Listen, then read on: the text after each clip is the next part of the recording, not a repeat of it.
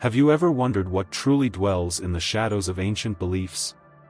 Esotericism and occultism have fascinated and terrified humanity for centuries, but what if I told you that much of what we dismiss as mere stories carries profound spiritual meaning? The idea of the 7 princes of hell, each symbolizing a deadly sin, is more than mysticism, it's a map to understanding our own human flaws. Yes, pacts, rituals, and entities have more to teach us than just spooky tales. If you're ready to unravel the secrets of the supernatural and take control of your life, keep reading. Many shy away from studying the occult out of fear or prejudice, but it is precisely within the mysteries of the unknown that answers to our greatest questions lie hidden. Gnosticism teaches us that there is a profound knowledge beyond the material, and the princes of hell represent facets of this understanding. Does it seem contradictory? Perhaps. But it's in paradox that the key to personal growth resides. Demons like Lucifer, Leviathan, and Asmodeus are not merely symbols of destruction but also of learning. After all, how can one reach the light without first knowing the darkness? Society conditions us to seek comfort and avoid challenges, but studying the supernatural and its entities does the opposite. Understanding the 7 deadly sins and their respective rulers is not about embracing chaos but about finding order in apparent imbalance.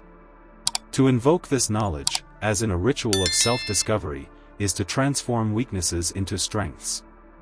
Imagine being able to look your fears in the eye and emerge victorious. That's what we're discussing, a journey that may be daunting but is deeply rewarding. And the reward? A more conscious and empowered life. In this content, you won't just find stories or trivia about demons. We'll delve deeper, exploring each prince of hell as an archetype and spiritual guide. Pacts aren't just literal agreements but commitments we make through our choices. Rituals? They symbolize the effort required to turn ideas into reality. By understanding these figures and what they represent, you'll have a guidebook to deal with the hidden forces already operating in your life. The journey is intense, but if you're here, you know that knowledge is worth the price. Let's begin. Since the earliest spiritual texts, the 7 deadly sins have been represented by demonic figures governing different aspects of human behavior. These entities, known as the princes of hell, are not mere products of imagination but profound symbols of esotericism and occultism. Imagine each sin as a pact we unconsciously make by yielding to our weaknesses. These rulers are not just enemies but stern teachers who challenge us to overcome our limitations. Through ancient scriptures and rituals, their stories emerge as warnings and guides, showing how even darkness can offer valuable lessons. For instance, Lucifer, often associated with pride, appears as the most powerful and intriguing figure. He doesn't merely represent rebellion but humanity's desire to seek light, even at the cost of defying divine order.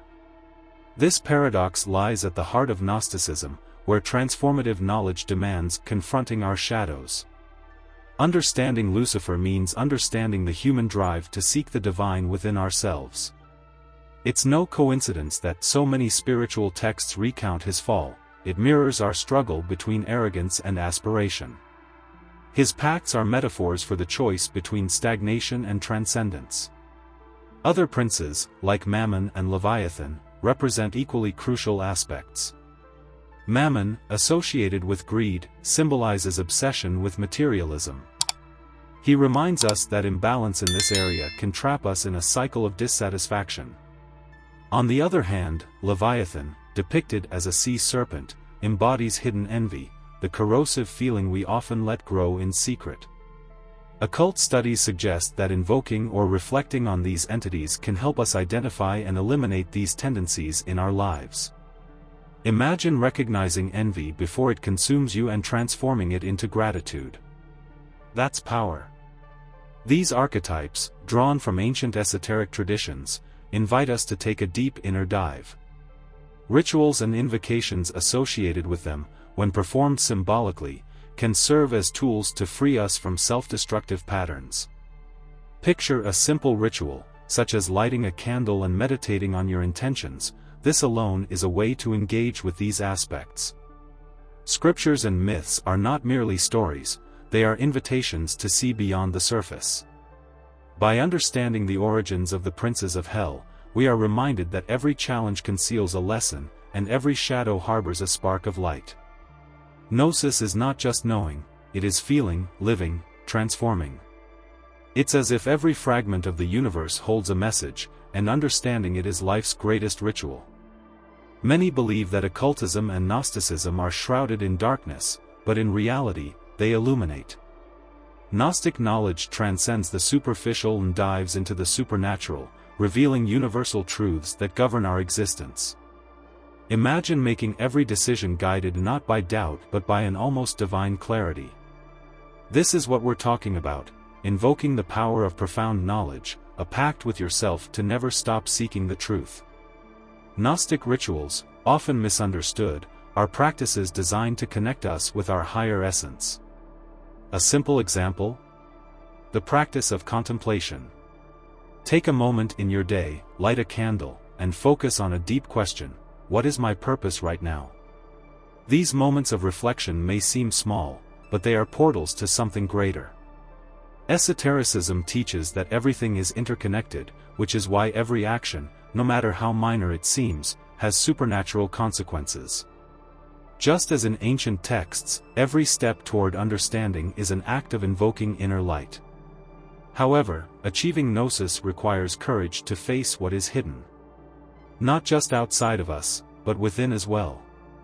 Confronting your own inner entities, the personal demons of doubt, fear, and anger, is an act of true power. For example, facing pride might seem daunting, but think of it as a ritual of self-overcoming. Acknowledge your flaws, but don't cling to them, use them as foundations for growth. Gnosticism shows us that every inner struggle is an opportunity for redemption. The question is, are you willing to look within? How does this connect to the princes of hell? They are mirrors of our flaws and potentialities. Gnosis is the art of identifying these forces and working with them, not against them. Imagine channeling the energy of Asmodeus, Lord of Lust, to fuel your creativity, or of Mammon to develop healthy ambition. These entities are not enemies but hidden aspects of ourselves waiting to be integrated. Esoteric knowledge leads us to this understanding, transforming life into a grand cult of enlightenment. Ready to dive deeper? Then let's continue exploring the specific aspects of each sin. The 7 deadly sins are not merely flaws, they are reflections of human dualities. Each sin, governed by a prince of hell, has 2 sides, one that corrupts and another that teaches. Take pride, for example. Governed by Lucifer, it can lead to destructive arrogance but also foster the self-confidence needed to overcome challenges. This duality is central to esotericism, where nothing is absolutely good or bad. Every invocation of these forces must be done with care, recognizing that even the greatest sins can hold the seed of profound learning. It's a delicate balance. Another example is lust, governed by Asmodeus. Many associate it only with unbridled desires, but it also carries the creative energy that connects us to others and the divine. The occult teaches us that ritualizing this energy, transforming raw desire into artistic expression or sincere love, can be incredibly transformative. Imagine using that drive to create something that inspires others. Isn't it fascinating how something seen as a sin can become a bridge to something deeply meaningful? This is the key to Gnosticism, transmuting raw energy into something elevated. It's a practice that demands focus and intentionality. Similarly, greed, symbolized by Mammon, might seem like a bottomless pit, but it can also teach us about boundaries and priorities. Pursuing financial or material success is not inherently wrong, the problem arises when it becomes life's sole focus. A simple reflective practice could be observing your spending as a ritual. Every coin spent reflects your intentions and values. Where you place your energy, you place your power. Mammon is not merely an entity of destruction, he can be a constant reminder that wealth should serve the spirit, not the other way around. All 7 deadly sins carry this potential for learning. Envy, symbolized by Leviathan, can be a catalyst for self-reflection and growth. Sloth, governed by Belphegor, can teach us the importance of rest and renewal. The point is that each of these aspects has an inherent duality, and how you choose to deal with them is up to you. A conscious pact with yourself, to understand and integrate these elements, is the true path to spiritual transformation. Now, let's delve deeper into each of the princes, starting with the fascinating and enigmatic figure of Lucifer. Lucifer, the most iconic among the princes of hell, carries a story that is both tragic and fascinating. He is not merely the light bearer, he is the reflection of the human spirit striving for something greater. His cosmic rebellion, described in countless esoteric traditions, is not simply an act of disobedience but a profound questioning of divine order. Gnosticism teaches us that his fall symbolizes the relentless pursuit of knowledge and freedom. Isn't it curious how, in his pride, Lucifer demonstrates something we all seek, the desire to transcend our limitations? On the other hand, Lucifer is also the archetype of unchecked pride, the force that can make us forget our connection to the divine. His pact serves as a warning: in seeking the light, we may become lost in our own radiance. But this isn't an invitation to fear, it's an opportunity to learn. Imagine a leader whose drive for progress blinds them to those around them. Determination can quickly morph into arrogance. Working with Lucifer's energy requires a delicate balance between ambition and humility, between the pursuit of enlightenment and the acceptance of darkness. In practice, Lucifer's symbolism can be invoked to help us find clarity in moments of confusion. A simple exercise: take a moment of silence, light a white candle, and visualize what it means to illuminate your life. What needs to be brought into the light? Which areas are hidden in shadow? This small ritual may seem trivial, but it carries powerful symbolic depth. Lucifer teaches us that light and darkness coexist and that true wisdom arises when we acknowledge and integrate both aspects. He is a controversial figure but, like any strict mentor, offers profound lessons. Lucifer's rebellion invites us to challenge systems, not out of sheer defiance but to reach a deeper understanding. Think of the times you've questioned the rules around you, social, religious, or personal. Each of these small rebellions reflects this cosmic energy. But beware, Lucifer also reminds us that unchecked pride can be our downfall. Working with this entity requires self-awareness and humility, two indispensable traits for avoiding the pitfalls of ambition. With that, let us explore the next prince, Mammon. Mammon is the lord of greed, a prince of hell whose influence permeates modern society in subtler ways than we realize. He is not merely a symbol of material accumulation but of the consuming obsession it brings. When we prioritize wealth above all else, we silently form a pact with Mammon, sacrificing what truly matters. The occult teaches that the relentless pursuit of the material is a trap, diverting us from the spiritual.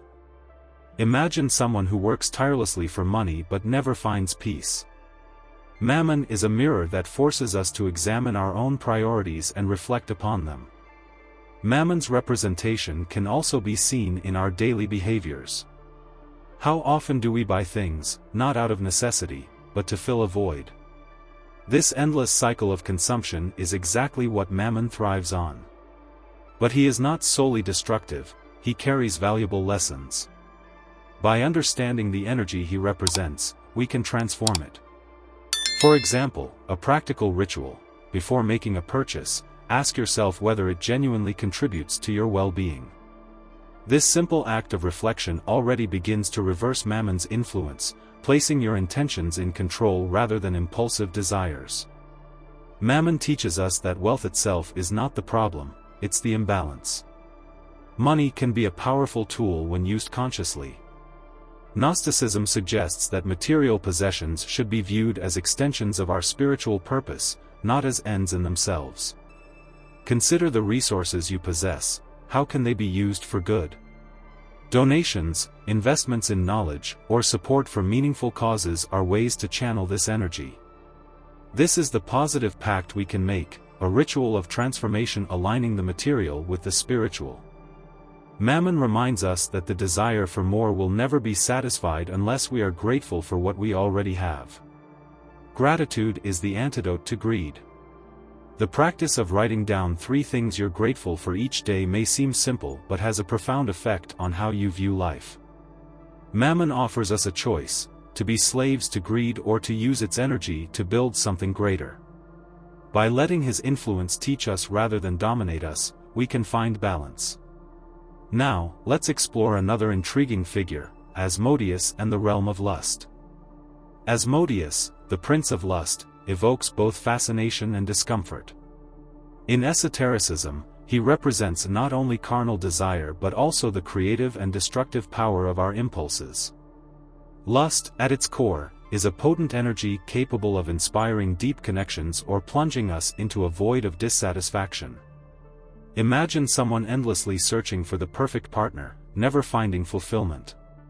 This is Asmodeus's domain, the unbridled desire that remains insatiable. However, when understood, he becomes a force for transforming passion into creation, allowing us to rediscover our potential. Asmodeus's energy also challenges us to balance our desires. Gnosticism teaches that lust, when misdirected, can enslave us, but when channeled with intention, it becomes a source of connection and genuine love. Consider the practice of ritualizing your interactions, not something complex, but being truly present in your relationships. Look into the eyes of those you love, listen attentively, and be fully there. These actions are small invocations of balance, transforming fleeting desire into something deeper and more meaningful. This is the hidden strength Asmodeus offers. For many, discussing lust brings to mind only its negative aspects, but it can also be a source of spiritual renewal. Think of artistic creation: the same energy that drives desire can inspire timeless works.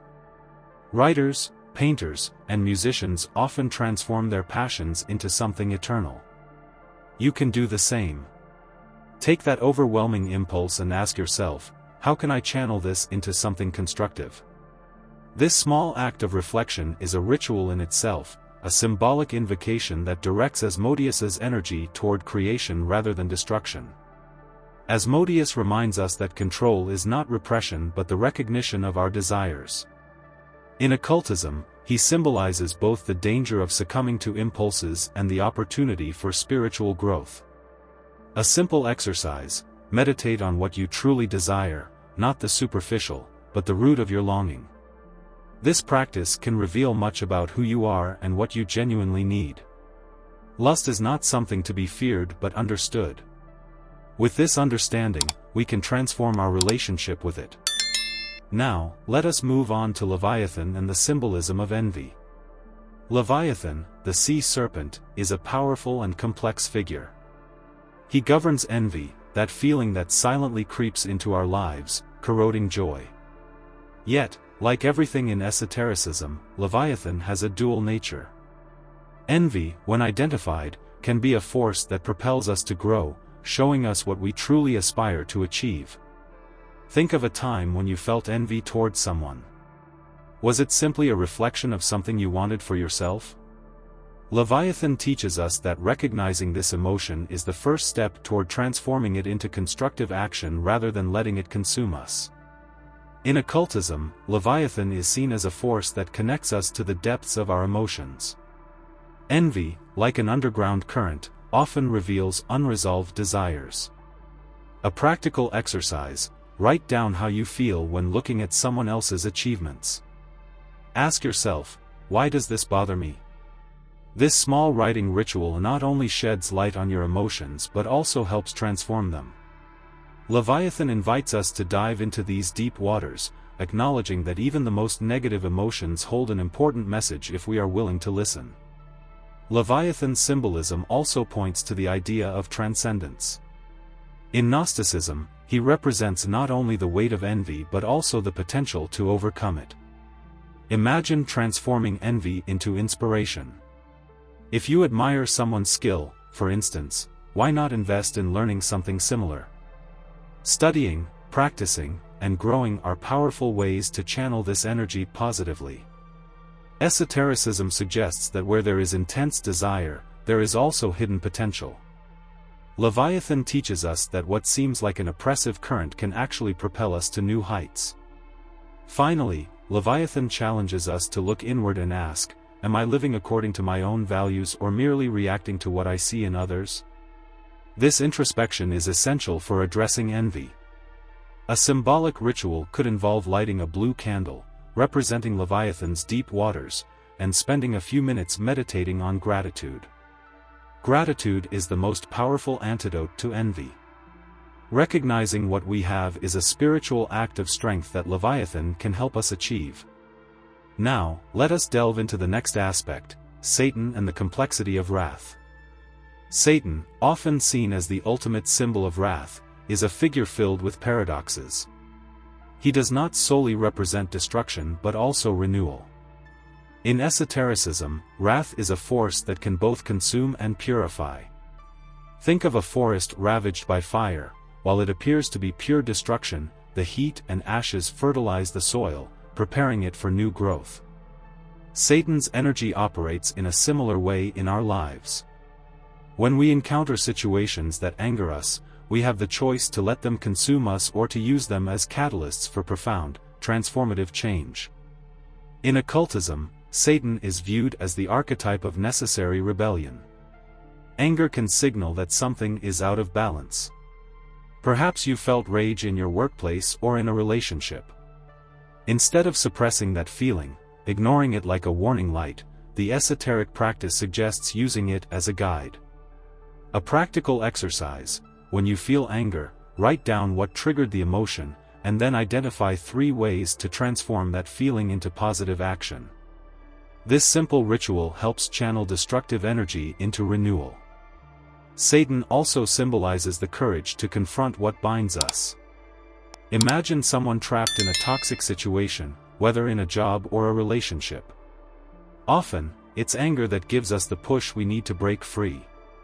Gnosticism teaches us that true transformation requires confrontation, not just with the external world, but also with our own limitations. A ritual of liberation, such as writing a letter symbolizing what you wish to leave behind and safely burning it, can be a powerful invocation of Satan's energy to break away from the old and make way for the new. Satan reminds us that wrath, when balanced, can be a creative force. It challenges us to reevaluate our priorities and fight for what we believe to be right. However, unchecked wrath can consume us, like an uncontrollable fire. Satan demands constant reflection. Am I using this energy to build or destroy? This duality is what makes his influence so powerful. By understanding this, we can learn to transform anger into a driving force for progress. Now, let us explore the next prince, Belphegor, the guardian of sloth and latent potential. Belphegor, the prince of sloth, speaks directly to our daily struggles. Sloth is not merely a lack of action, it is spiritual stagnation, the feeling of being trapped in an endless cycle of procrastination and demotivation. In esotericism, Belphegor symbolizes the need for rest but also the danger of remaining inert. Think of moments when you knew exactly what you needed to do but couldn't bring yourself to start. This is Belphegor's domain, where the comfort of inaction becomes a trap that prevents us from growing. However, Belphegor is not solely a figure of warning, he also teaches the importance of rest. Gnostic spirituality suggests that periods of inactivity, when used intentionally, can be moments of profound insight.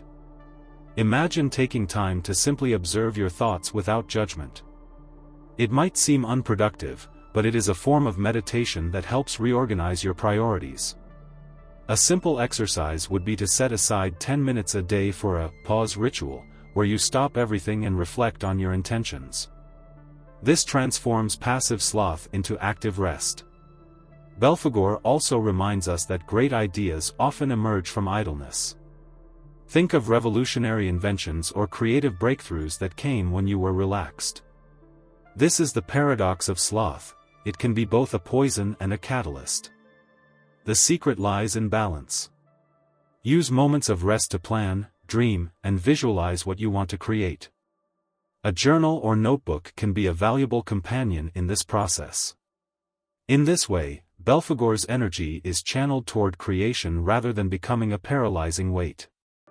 When working with Belphegor's energy, the challenge is to distinguish between necessary rest and destructive stagnation.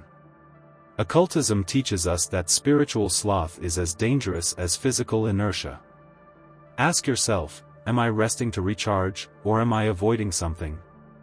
This practice of self-reflection is a ritual in itself, helping balance action and pause.